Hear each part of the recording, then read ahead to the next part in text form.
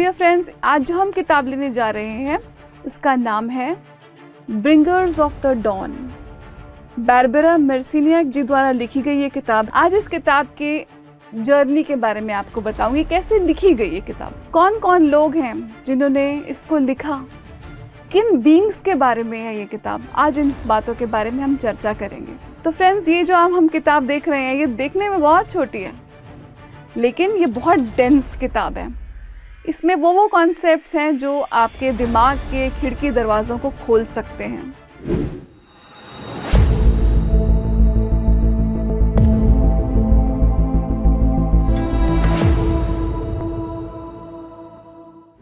नमस्कार दोस्तों, आप सभी का स्वागत है पीएमसी हिंदी की परिवर्तन सीरीज़ की आज की श्रृंखला में।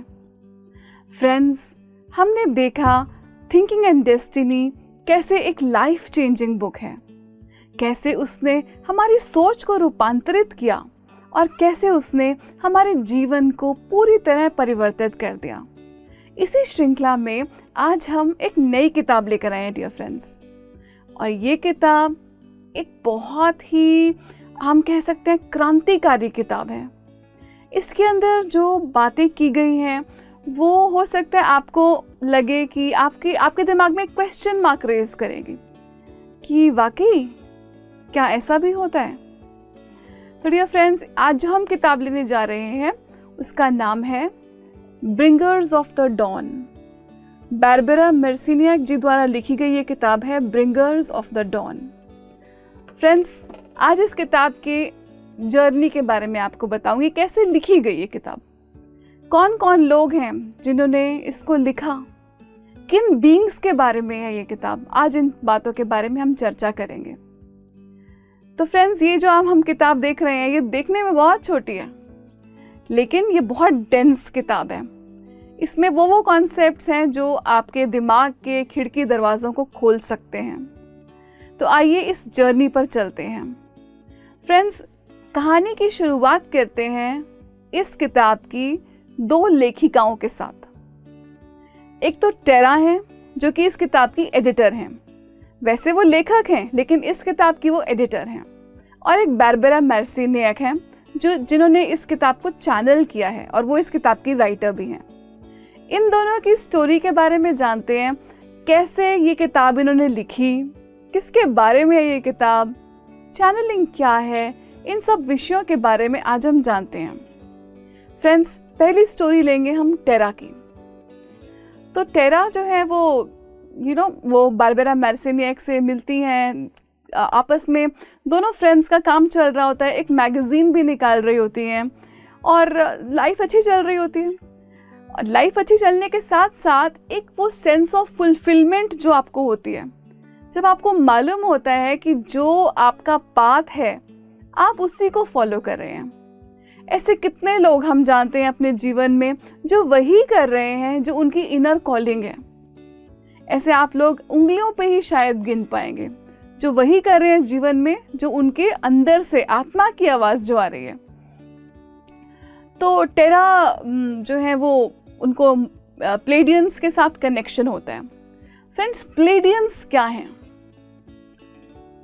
ऐसा माना जाता था बहुत समय पहले तक कि धरती ही एक ग्रह है ऐसा जहाँ पर जीवन है, लेकिन बारबरा और टेरा हमें बताती हैं कि कई ग्रहों पर जीवन है। पर्टिकुलरली इस किताब में जिन बीइंग्स की वो बात कर रही हैं वो है प्लेडीज के बीइंग्स। प्लेडीज जिसको हम कृत्तिका नक्षत्र भी बोलते हैं।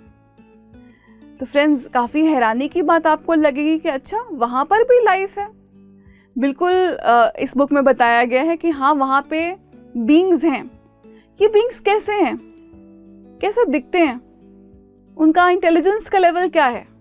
जैसे धरती पर तो हम ये मानते हैं कि इंसान के पास सबसे ज़्यादा इंटेलिजेंस है और वो इसीलिए इंसान पृथ्वी पर उसने अपना साम्राज्य बना रखा है।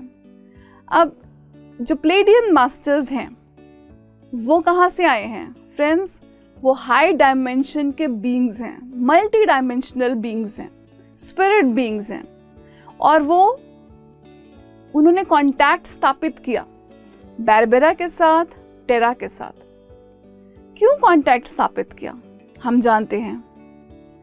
तो कहानी जो हम आगे लेकर जा रहे हैं वो टेरा की कहानी है, और इसके बाद हम बारबेरा की कहानी भी देखेंगे। तो टेरा कहती हैं कि प्लेडियंस के साथ कांटेक्ट एस्टैब्लिश हो चुका था बारबेरा के थ्रू, और अब वो प्लेडियन मास्टर्स उसको बोलते हैं कि आपको एक एक ये जो मटेरियल इकट्ठा हुआ है, जो चैनलिंग से जो मटेरियल इकट्ठा हुआ है उसको आप रीड कीजिए। बहुत सारा मटेरियल इकट्ठा हुआ है। अब ये जो मैगजीन का काम चल रहा था, जिस पर ये काम कर रही थी, कनेक्टिंग लिंक नाम की मैगजीन, ऐसे इनको मन में फीलिंग आ रही थी कि अब मैगजीन का जो टाइम है वो ख़त्म हो चुका है, अब मुझे लाइफ में कुछ और करना है। ये थॉट आया ही था मन में। एक फ्रेंड्स, जो आपकी जो फीलिंग्स होती है ना, वो आपका गाइडेंस सिस्टम है, आपका इंटरनल जीपीएस सिस्टम है। तो सोच रही हैं कि भाई अच्छा, मुझे मैगजीन का तो हो गया काफ़ी, और इतनी देर में प्लेडियन मास्टर्स का भी मैसेज आया। कि मैसेज कैसे फ्रेंड्स, प्लेडियंस हमारे आपकी तरह फिजिकल बॉडी में नहीं है, वो हायर डायमेंशन के बीइंग्स हैं, चाहें तो आ सकते हैं फिजिकल बॉडी में, लेकिन बेसिकली वो हाई डायमेंशन के बीइंग्स हैं। तो टेरा को लगा कि अच्छा, ये किताब लिखनी है, ये तुम ये मैसेजेस पढ़ने शुरू कर दो, ट्रांसक्रिप्शंस जो है, ये जो टेप्स हैं, इनको देखना शुरू कर दो। अब ये टेरा सोच रही है कि ये किताब कैसे आएगी, कैसे बनेगी ये किताब, इसका क्या प्रोसेस रहेगा। तो प्लेडियन मास्टर्स उसको ये मैसेज देते हैं कि आपने इस किताब को बनाने के प्रोसेस में अपना दिमाग नहीं यूज़ करना, तो फिर किताब कैसे बनेगी।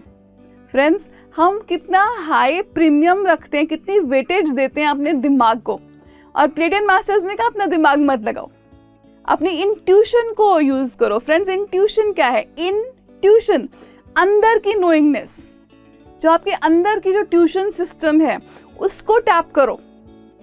तो अभी तक तो इसने ऐसा मेथड यूज नहीं किया था, सोच रही थी कैसे ये किताब बनेगी।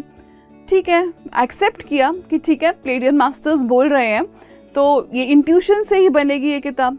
फिर उसने पूछा, अच्छा ठीक है, इंट्यूशन से तो ये किताब बनेगी, लेकिन हम किसी पब्लिशर को तो कांटेक्ट करेंगे जो हमारी किताब को पब्लिश करेगा, हम अनाउंस तो करेंगे कि हाँ, हम ऐसी किताब लिखने जा रहे हैं। तो प्लेडियन मास्टर्स कहते हैं हाँ, तुम बिल्कुल अपने अनाउंस कर सकते हो कि हम ऐसे हम किताब जो है वो प्रोड्यूस करने जा रहे हैं।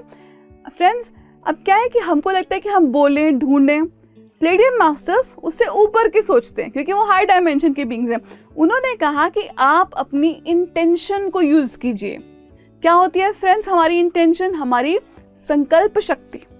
तो आप अपनी इंटेंशन को यूज कीजिए कि हाँ, जो राइट पब्लिशर है वो इस किताब का अपने आप हमें मिल जाएगा, और हम उसको सही समय पर पहचान जाएंगे कि हाँ, यही राइट पब्लिशर है हमारी किताब के लिए।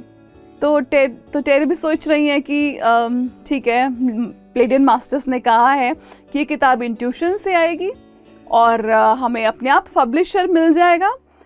अब मुझे ये सारी टेप्स को देखना है, इसका ट्रांसक्रिप्ट्स देखने हैं, सारे देखना शुरू करती हैं। टेप्स के ट्रांसक्रिप्ट्स को इतने सारे ट्रांसक्रिप्ट्स को देखना शुरू करती हैं। फ्रेंड्स, इस समय प्लेडियन मास्टर्स क्या कर रहे हैं? वो उसको अपनी एनर्जी से कनेक्ट करा रहे हैं।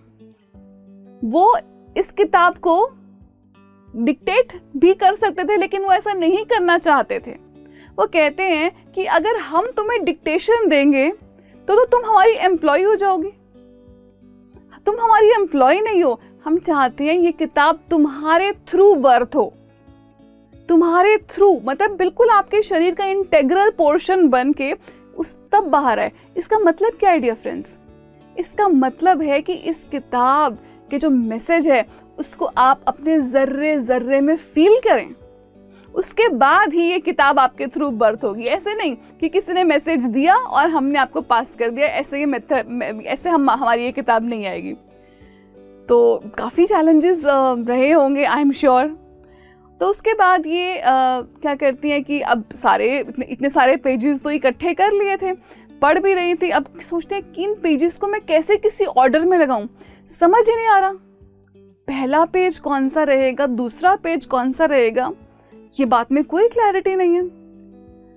तो थोड़ी डर जाते हैं फ्रेंड्स, हम कितनी जल्दी जो है ना वो डर के, फियर के स्पेस से ऑपरेट करना शुरू कर देते हैं कि कुछ काम हमारे हिसाब से नहीं हो रहा। हमारे हिसाब से मतलब जो हमारी आदत है उस हिसाब से, शुरू से हमारी क्या आदत रही है उस हिसाब से काम नहीं हो रहा तो घबरा जाते हैं।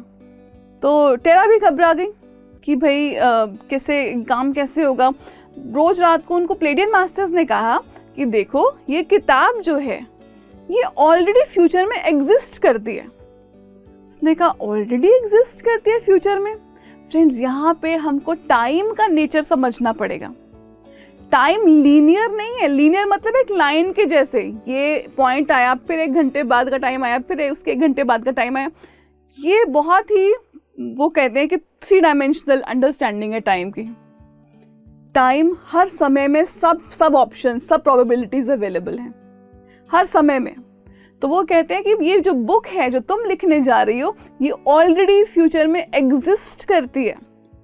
फ्रेंड्स, क्या हमने ये बात नहीं सुनी कि कोई भी चीज प्रोड्यूस होने से पहले ऑलरेडी एस्ट्रल रेल्म्स में ऑलरेडी होती है। तो वो कहते हैं कि तुम वहां से, तुम रोज रात को सोने से पहले 1 मिनट, सिर्फ 1 मिनट के लिए इस बुक का कवर पेज विजुअलाइज करो, अच्छे से पूरी डिटेल में विजुअलाइज करो, बस 1 मिनट के लिए।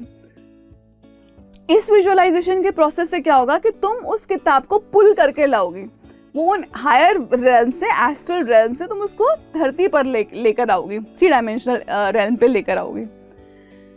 तो सोचते हैं कि अच्छा, तो मास्टर्स ने कहा है कि सिर्फ प्लेडियन मास्टर्स से सिर्फ 1 मिनट लगाने हैं आपको विजुअलाइज करने में। विजुअलाइज कर रही हैं लेकिन घबरा जाते हैं फिर से। लॉजिकल माइंड फ्रेंड्स हमारा दोस्त भी है, लेकिन हमारे उसको पार करने में उसमें हमें बहुत जद्दोजहद भी करनी पड़ती है। तो ये जो लॉजिकल माइंड है ये बोल रहा है कि नहीं, ऐसे थोड़ा ना किताब लिखी जाती है, ये पेजेस का तो कोई ऑर्डर ही नहीं है। एक एक पेज को पढ़ो, एक एक पन्ने को पढ़ो, तब तुम्हें समझ आएगा कहाँ पे ऑर्डर रहेगा। लेकिन उसको याद आया कि प्लेडियन मास्टर्स ने तो मुझे इंस्ट्रक्शन दी थी कि आपको लॉजिक नहीं यूज करना, आपको इंट्यूशन यूज करनी है। इंट्यूशन क्या है? मैजिक है। आपको मालूम ही नहीं कैसे हो गया, क्या कैसे हो गया। आपने फ्रेंड्स ग्रेट मैथमेटिशियन रामानुजन का तो डेफिनेटली उनके बारे में सुना होगा। तो रामानुजन जो कि पहले एक छोटे से क्लर्क थे, किसी ने उनका पोटेंशियल नहीं समझा था जब तक कि उन्होंने अपने फॉरेन में ऑफ प्रोफेसर्स को जो है एक दो थ्योरम सॉल्व करके नहीं दी। तो रामानुजन जो है वो इक्वेशन वो लिखते थे बोर्ड पे। प्रोफेसर हार्डी थे, वो इक्वेशन बोर्ड पे लिख रहे होते थे, उससे पहले रामानुजन के पास जवाब होता था। उसी तरह से मास्टर्स इसको कह रहे हैं कि लॉजिक मत यूज करो। अब रामानुजन जो अगर लॉजिकली उसको सॉल्व करते मिनिमम से मिनिमम 5-6 घंटे लग जाने चाहिए थे, लेकिन इंस्टेंटली जवाब, उसी क्षण तत्क्षण जवाब रेडी है। ये मास्टर्स उसको गाइड करें टेरी को कि ये इस रेल्म से ऑपरेट करो, अपने लॉजिकल माइंड को थोड़ी देर के लिए शांत करा दो और अपने हायर माइंड, अपनी इंट्यूशन, अपनी इनर नोइंगनेस में टैप करो। तो उसको अब पेजेस का ऑर्डर ही नहीं समझ आ रहा। तो उसको याद आता है कि प्लेडियन मास्टर्स ने कहा था कि हम सब कुछ करेंगे, तुमको चिंता करने की ज़रूरत नहीं है। आंखों से आंसू गिर रहे हैं कि काम तो हो नहीं रहा, मैं क्या करूं, ये इतने सारे पेजेस फैले हुए, मैं क्या करूं।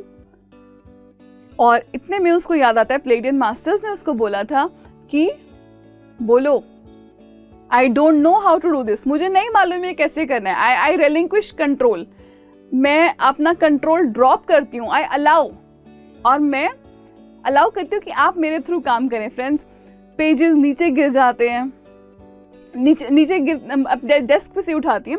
सो एक करके पेजेस उठाना शुरू करती हैं। पता नहीं किस डायरेक्शन में उठा रही थी, कभी इधर से उठाया, कभी उधर से उठाया, कभी बीच में से उठाया। कुछ देर बाद ख्याल आया कि अरे ये मैं ऐसे क्यों उठा रही हूँ, पहले ये फिर वो, ऐसे मैं क्यों कर रही हूँ। फ्रेंड्स, उसने उन पेजेस को एक बार पढ़ा और जिसको बोलते हैं ना पैरों तले जमीन खिसक गई। वो पेजेस एक परफेक्ट ऑर्डर में थे। ऐसा लग रहा था पजल के सारे पीसेस अपनी अपनी जगह पर आकर लग गए हों। इतना सपोर्ट है यूनिवर्स का, लेकिन हमको फेथ नहीं है। हमको ट्रस्ट नहीं है कि हमारे अंदर इंट्यूशन है, हमारे अंदर इनर नोइंगनेस है, या एक हायर बीइंग्स हैं जो हमारी मदद कर रहे हैं, हमेशा कर रहे हैं, ये फेथ नहीं है। तो जब उसने देखा कि ये बुक इस तरह से आ रही है, वो बहुत सरप्राइज्ड हुई। फ्रेंड्स, प्लेडियन मास्टर्स ने जब इसको बोला था कि आपके थ्रू ये किताब बर्थ होगी, उस पॉइंट पे उन्होंने ये बोला था कि आपके लिए भी एक नया जन्म होगा। कैसे इसके लिए नया जन्म हुआ? टेरा जो है वो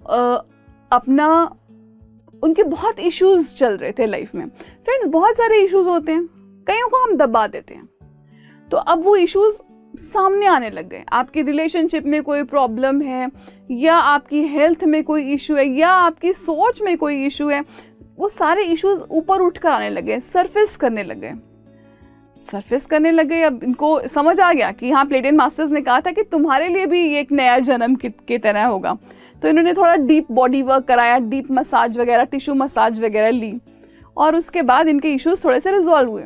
लेकिन दोबारा जब ये प्लेडियन मास्टर्स के साथ इजिप्ट गई, तो वहाँ पर इनके इश्यूज दोबारा से सरफेस करके आए। फ्रेंड्स, हमारे ना बहुत लेयर्स हैं।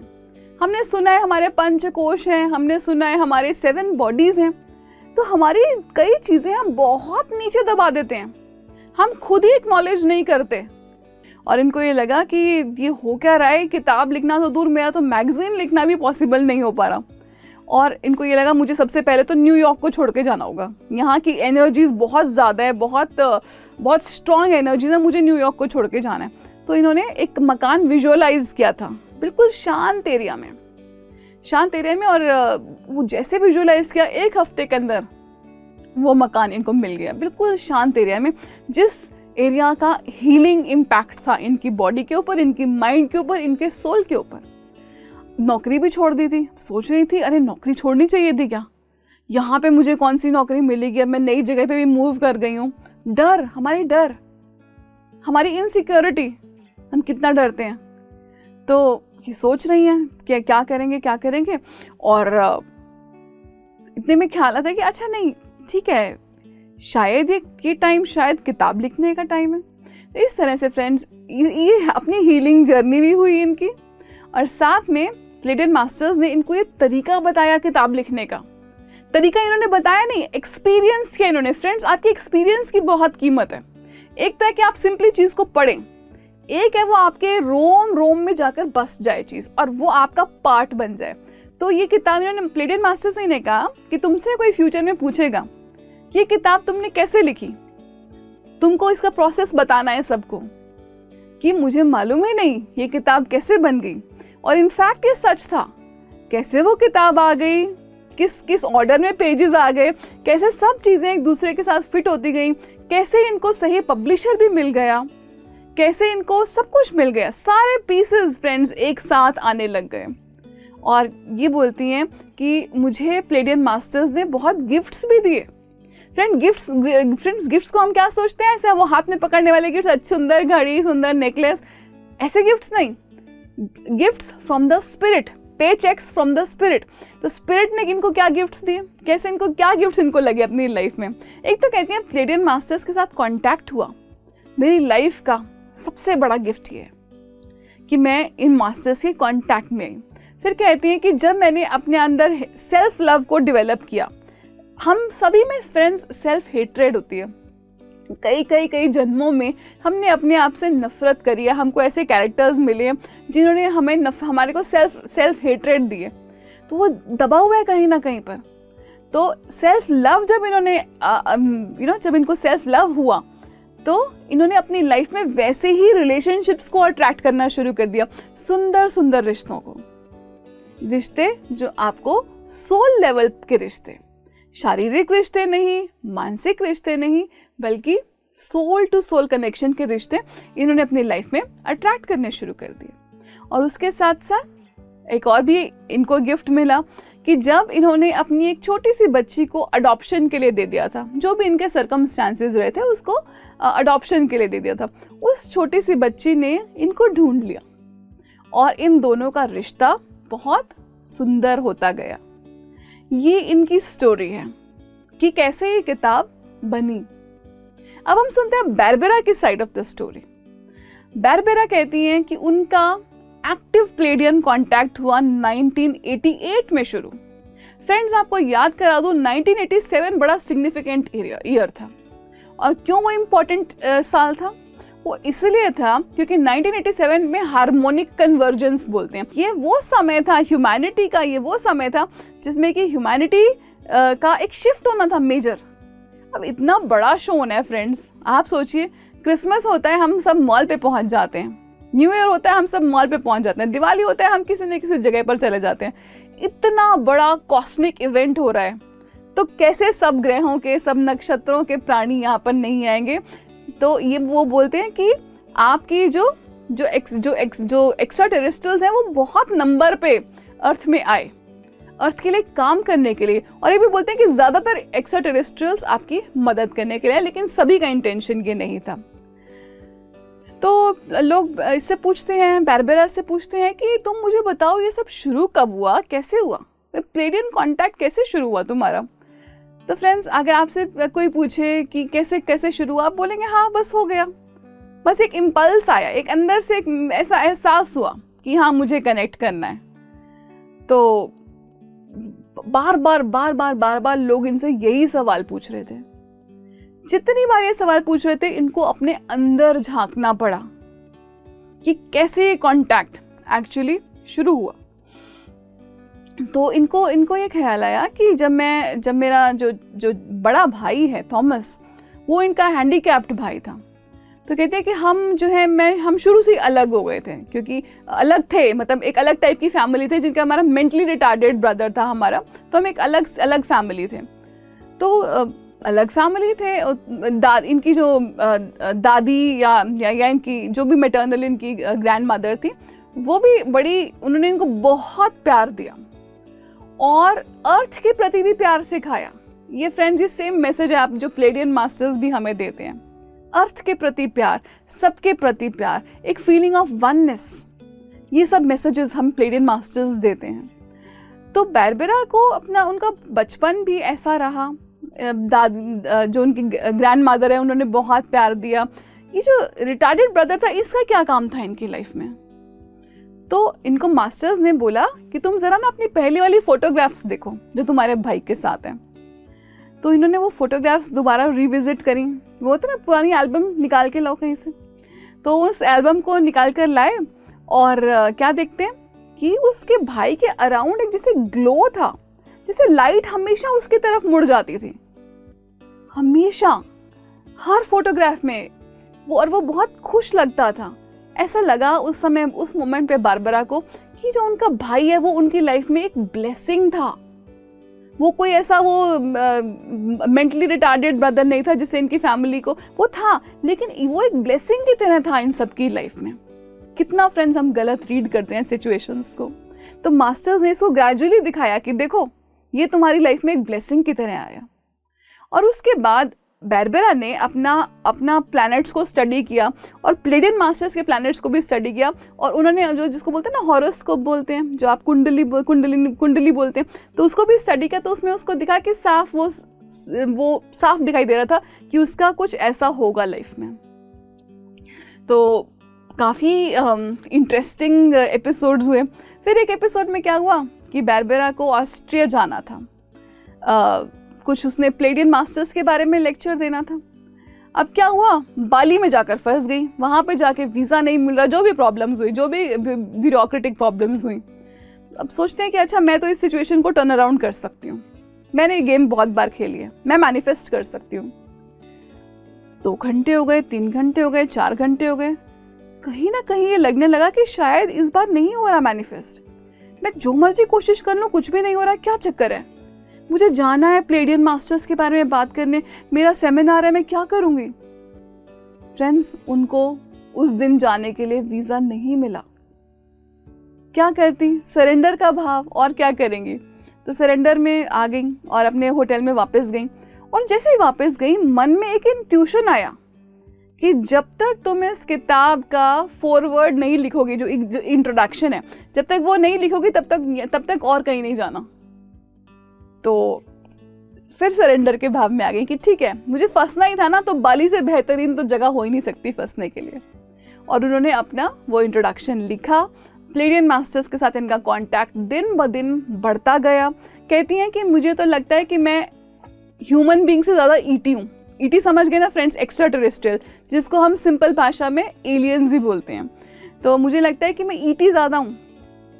और बारबरा मार्सियेक ने बहुत सारी किताबें लिखी हैं जिनमें उन्होंने प्लेडियन मास्टर्स को चैनल किया। बहुत सारे उनके ऑडियोज़ हैं, बहुत सारे उनके वीडियोज़ हैं जिसमें वो प्लेडियन मास्टर्स को चैनल करती हैं और कहती हैं कि प्लेडियन मास्टर्स वो फ्रेंड्स हैं, वो मेरे लव्ड वंस हैं जिनके लिए मैं हमेशा तरसती थी।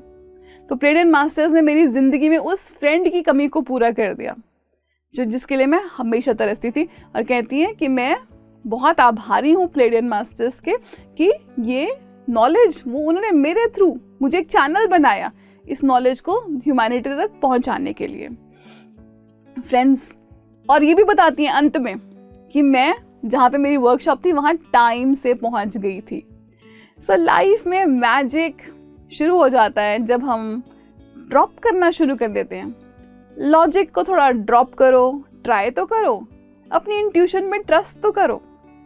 यही मैसेज है प्लेडियन मास्टर्स का इस इंट्रोडक्शन में बारबरा के थ्रू और इस बुक की एडिटर के थ्रू। फ्रेंड्स, बहुत ही गूढ़ और बहुत ही सुंदर किताब है और आने वाले एपिसोड्स में आपको कई बातें पता चलने वाली हैं। आशा करती हूँ आपने इस एपिसोड को एंजॉय किया होगा और उसने कहीं ना कहीं आपके दिमाग के खिड़की दरवाज़ों को खोला होगा। Thank you so much, dear friends. Love and light to all of you.